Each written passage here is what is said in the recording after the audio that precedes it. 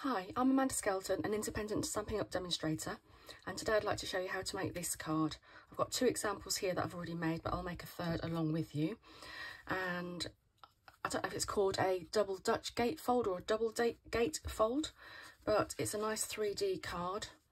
So you open it up like that, and it stands like that. So this is sort of in the front, which is really quite nice.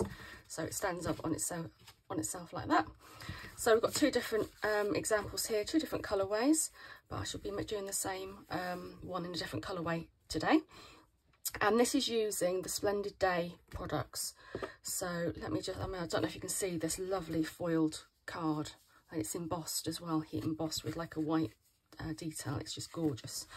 So let me just show you the catalogue. So this is in the season, the July to December 2022 catalogue, and it's a whole, I don't think it'll all fit in actually, but it's a whole suite. So you've got the stamp set, the die set, the papers, the ribbon, and the lovely little trinkets, and some examples here of what you can make with it. The colours are just gorgeous, and I said these foils are just incredible. So that's that. So this is an example of one of the papers as well, which I made a little gift bag from. And then also these as well.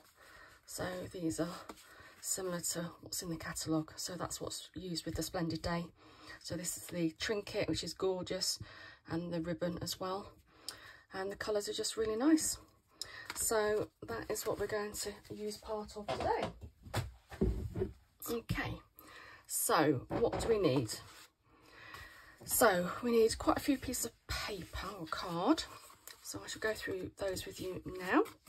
So you want a piece of card. I've gone for white card predominantly because white card is what I've got in the 12 by 12, and you will need a 12 by 12 sheet of card for the actual base because it's bigger than an A4 piece. So you can get all of the Stampin' Up card in 4 by 4. That's right, it's 4 by 4, 12 by 12. So you can get them all in that size. I predominantly get A4, I have to say, but maybe I should go ahead and go for the 12 by 12, and then I could do a coloured base rather than what I always do is do a white base. But anyway, if you've got coloured, you can do different colourway, obviously. Okay, so that piece of white card needs to measure 10 inches by 11 inches, and I'll go through the score marks in a minute. And then you want some coloured card. So I'm using Evening Evergreen here. So you want one piece that measures 4 3/4 of an inch by 6 3/4 of an inch. Then you want one more piece of Evening Evergreen, which is 4 3/4 by 3 3/4 inches. And then you want two pieces of, again, the green Evening Evergreen card, and they are 2 1/4 by 3 1/4 inches, and you need two of those. Okay, and then you want to choose your patterned paper. So like I said, I've used the Splendid Day paper, which is gorgeous. So I've gone for this gorgeous green with a white detail on it. And you want one piece that is 3 1/2 inches by 4 1/2 inches, and then you want two pieces which measure 2 inches by 3 inches each. Okay, so you'll also want another piece of Evening Evergreen that measures roughly 2 1/2 inches by about 4 inches, and a piece of white card that measures roughly 2 1/4 inches by 3 1/2 inches, and that's to do this section on here. Okay, I have seen this made with an oval instead of an oblong, which looks nice as well. So you can play around with that. I think the important thing is it needs to be able to fit between this gap here when you open it up. That's what you need it to do. Okay, so let me explain the score lines then. I don't know if you can see the score lines. What I might do is just, oh, not very good, is it? Let me just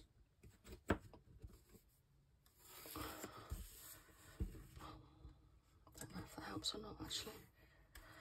Let's just do that.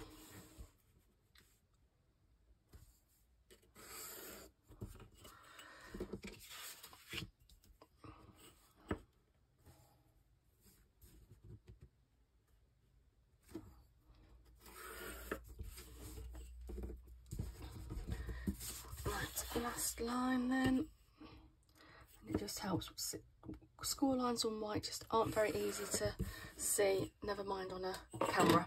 So okay, so hopefully this will be easier to see. Okay, so on the having the 11 inches piece across the top, you want to score have a score line across at 2.5 inches and at 7.5 inches, so basically 2.5 inches either side. And then you want to turn it onto the 10 inches across the top, and you want to score the whole way across at 7 inches, and then you want to score only up until this other score line you've already added. You only want to score up to there, but that is 3.5 inches from this edge. Okay, so don't score all the way across there because this section, so as you can see there, it's that section there, and you want these pieces. So as you can see there, we're going to be cutting off these pieces. So you can do it by hand if you want to. Because it's an obvious straight edge, I'm going to use my trimmer, and it just helps you to get a straight edge. So we want to keep these two. I'm going to get rid of that piece, that piece, that piece, and that piece. Okay. So I'm just going to line it up. And I can see where this lines up to this.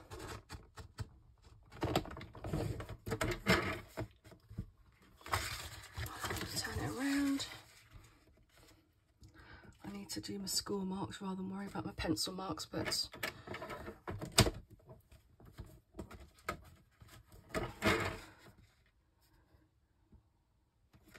about right there.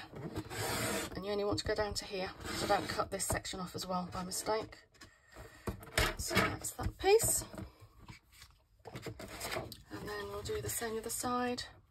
So again, I'm only going to cut up to this score line here, and then score down to that cut line there.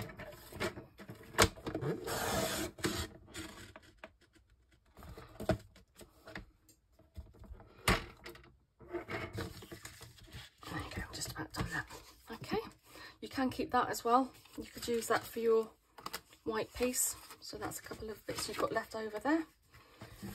So keep hold of that. You can use it for the front section.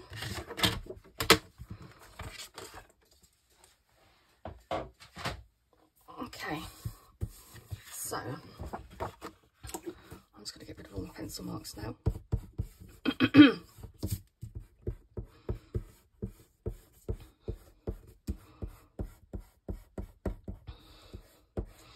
Nobody needs to see your cheat marks, do they?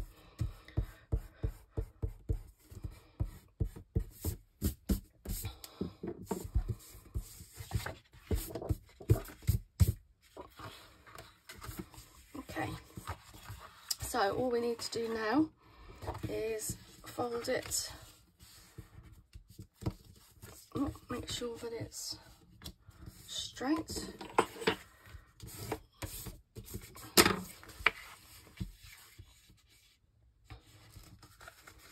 Make sure your line when you fold it is straight to the bottom, true to the bottom of the card, and the same on the other one.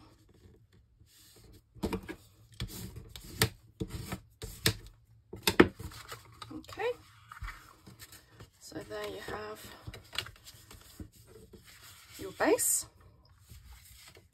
Okay, so now we can start creating our panels.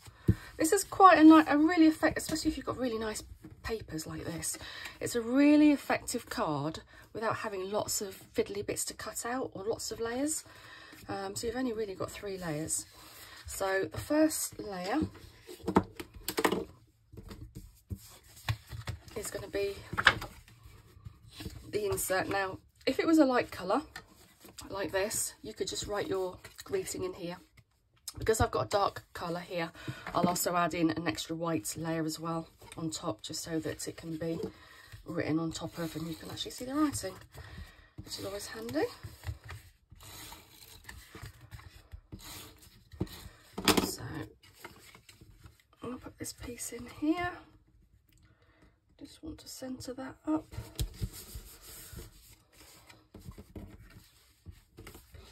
And then we can create our layers.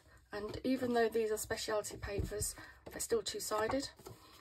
I personally don't know why you'd want to use or not use the oh gosh, why you wouldn't want to use the embossed and patterned and really pretty shiny side. Okay, so again we just add your layers. Now this pattern isn't particularly directional, so you haven't got to worry about it, but if you have got directional paper, then do be very mindful when you're adding your layers on to your card here that you have it the right way up, because obviously if you do it that way it's going to be upside down, so you want to make sure that you add it in the right direction. Like I said, these aren't particularly directional, so I'm not going to worry about that too much.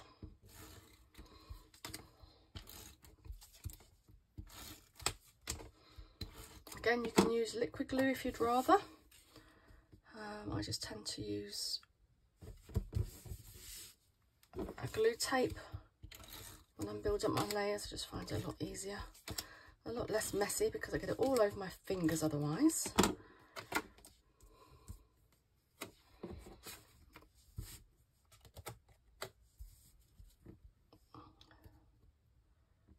So that one on there. And that's going to be our 2 panels there. Oh gosh, I can't pick anything up today. Okay, so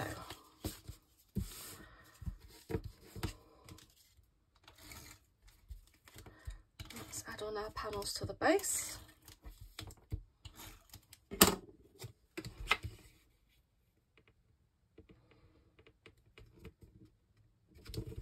Okay. Actually, what I would do is I would probably add that on first. The reason why I say that is because then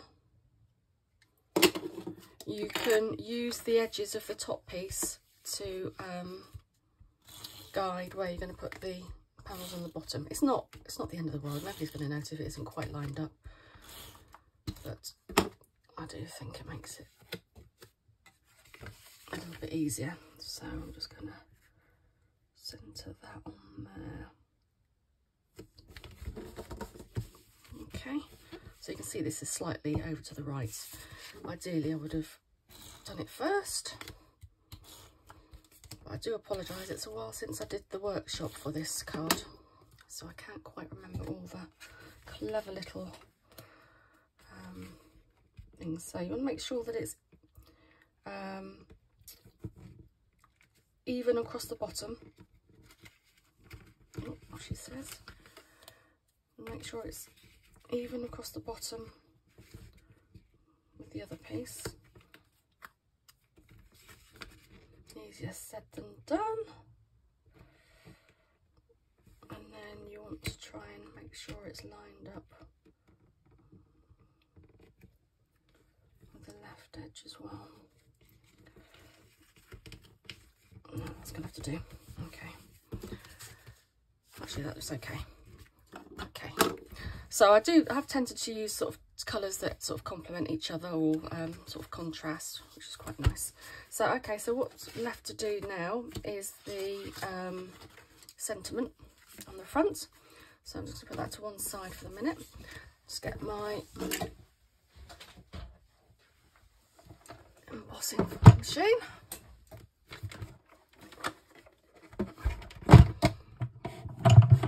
Okay, so we'll use all the layers because we're going to be cutting. So I have literally just about got the right size for this piece of card, so I'm going to have to be very careful about lining it up.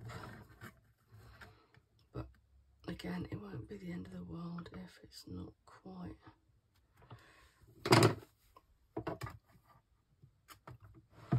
So hopefully that will be okay. So this is using the rectangle stitch framelets.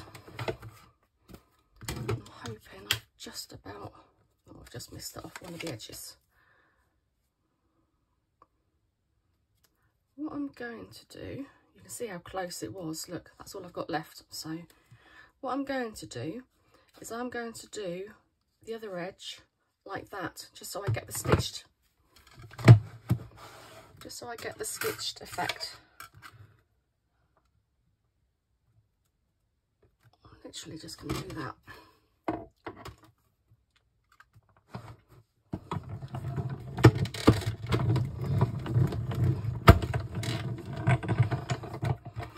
Hopefully that was close enough.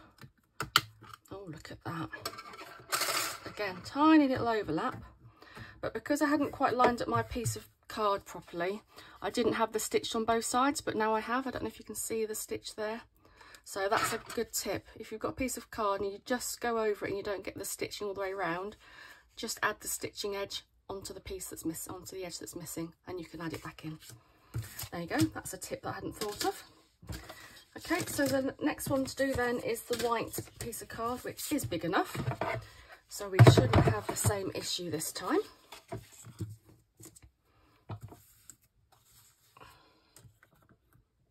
Just big enough, look. And the thing with these stitched rectangles is that it has a stitching on the edge that you're cutting out, but it also leaves a stitch around the edge that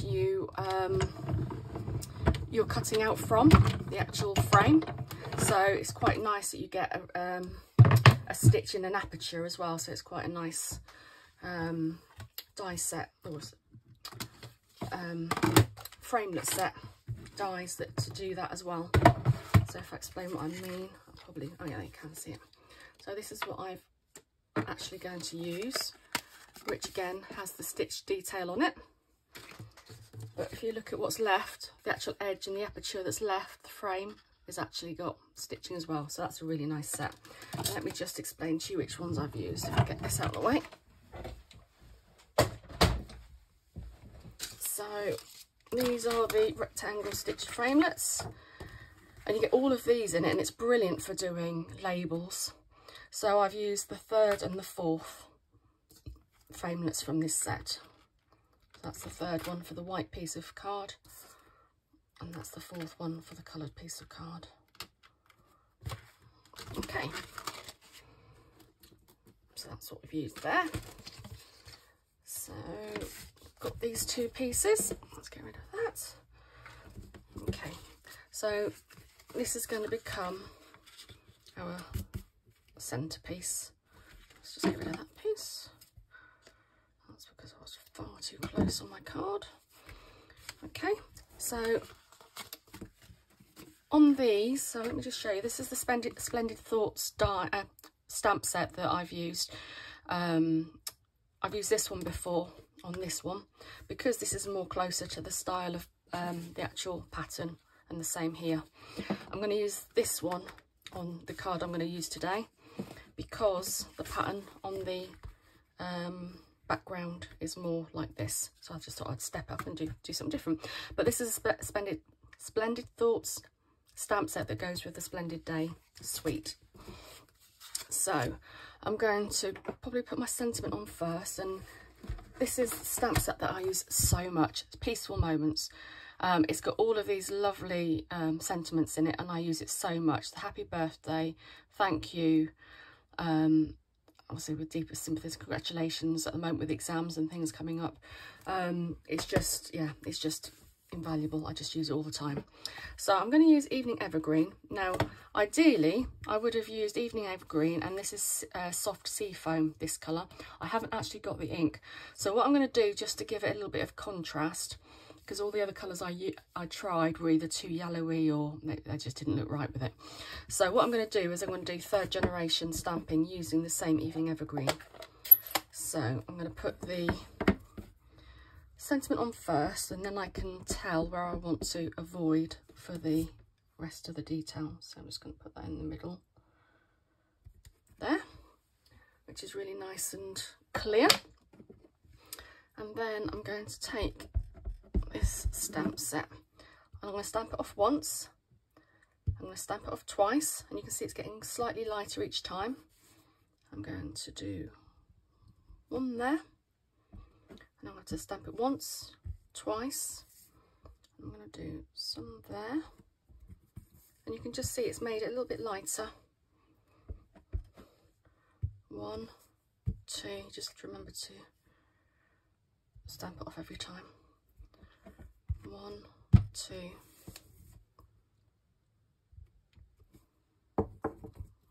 There you go. So that just adds a slightly different, in fact I wonder if I did it again. So you can keep going as pale as you like, but you do start risking not getting a full image. So third generation, easily get away with. Okay, so we just need to, got something stuck on there. So now we just need to glue the sentiment on.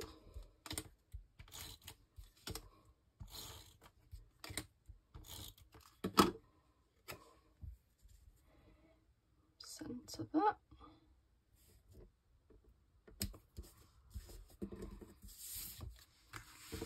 Okay, and then you want to place it, I don't know, maybe about 2/3, a third, 2/3 at the top, a third down the bottom, roughly.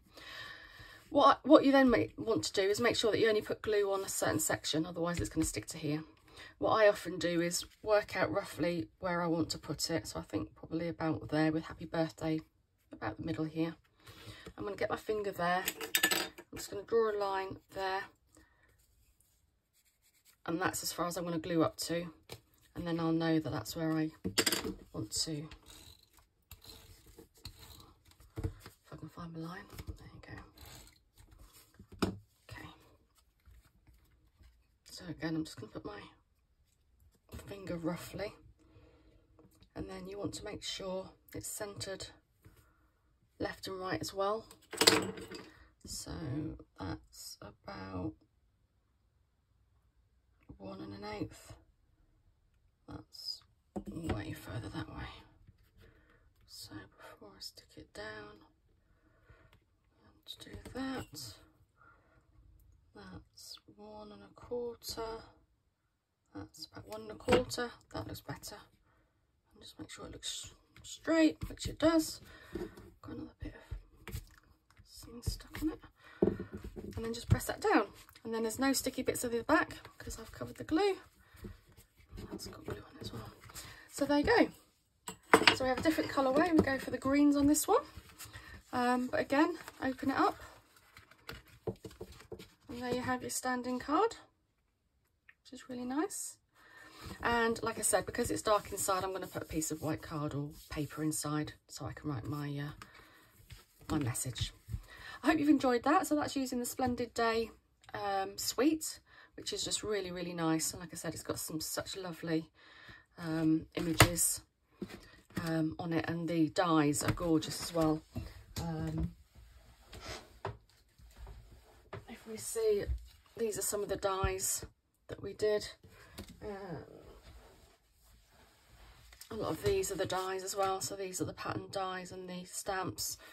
These are the dies as well, and these. Got some really nice shapes in there. I hope you've enjoyed it. As always, if you have any questions, you know where I am. You can find the products on Stampin' Up on my website, www.amandascraftedcards.stampinup.net, or drop me a note on this video. Hope you've enjoyed it, and I shall see you next time. Take care. Bye bye.